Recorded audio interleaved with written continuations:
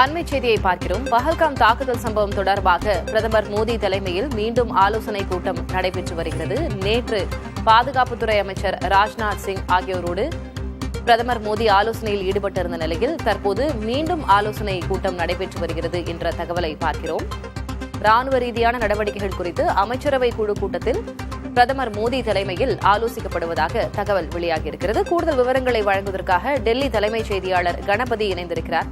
கணபதி, பஹல்காம் தாக்குதல் தொடர்பாக நேற்றே ஒரு ஆலோசனைக் கூட்டம் பிரதமர் தலைமையில் நடைபெற்றது. தற்போது அமைச்சரவை குழுவோடு ஒரு ஆலோசனைக் கூட்டம் நடைபெற்று வருகிறது. என்னென்ன முக்கிய அம்சங்கள் விவாதிக்கப்படுகின்றன?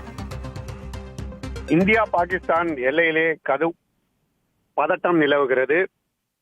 மேலும் இந்தியா அடுத்த ஓரிரு நாட்களிலே தாக்குதல் நடத்தலாம் என பாகிஸ்தான் அமைச்சர்கள் தொடர்ந்து வலியுறுத்தி வருகிறார்கள். இத்தகைய பதட்டமான சூழ்நிலையில்தான் பிரதமர் நரேந்திர மோடி தலைமையிலே பாதுகாப்புத்துறை விவகாரங்களுக்கான அமைச்சரவை குழு கூட்டம், அதைத் தொடர்ந்து பொருளாதார விவகாரங்களுக்கான அமைச்சரவை குழு கூட்டம், அரசியல் விவகாரங்களுக்கான அமைச்சரவை குழு கூட்டம் என 3 அமைச்சரவை குழு கூட்டங்கள், பின்பு அமைச்சரவை கூட்டம் ஆகிய முக்கிய கூட்டங்கள், ஆலோசனைகள் இன்று நடைபெற இருக்கின்றன.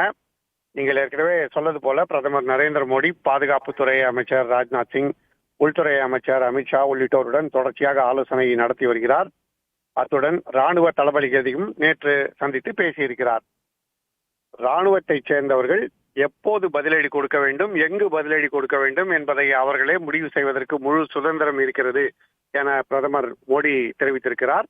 இத்தகைய சூழலில்தான் இன்று மிகவும் முக்கியமான இந்த ஆலோசனை நடைபெறுகிறது. எப்போது வேண்டுமானாலும் தீவிரவாத முகாம்கள் மீது தாக்குதல் நடத்தப்படலாம். பாகிஸ்தானிலே LET, JEM உள்ளிட்ட பல்வேறு அமைப்புகளின் முகாம்கள் உள்ளன. இவற்றின் மீது தாக்குதல் நடத்தப்படும் என எதிர்பார்க்கப்படும் சூழலில்தான் தற்போது பிரதமர் மோடி தலைமையிலே இந்த முக்கிய ஆலோசனை கூட்டம் நடைபெற்று வருகிறது. திலகவதி, விவரங்களுக்கு நன்றி கணபதி.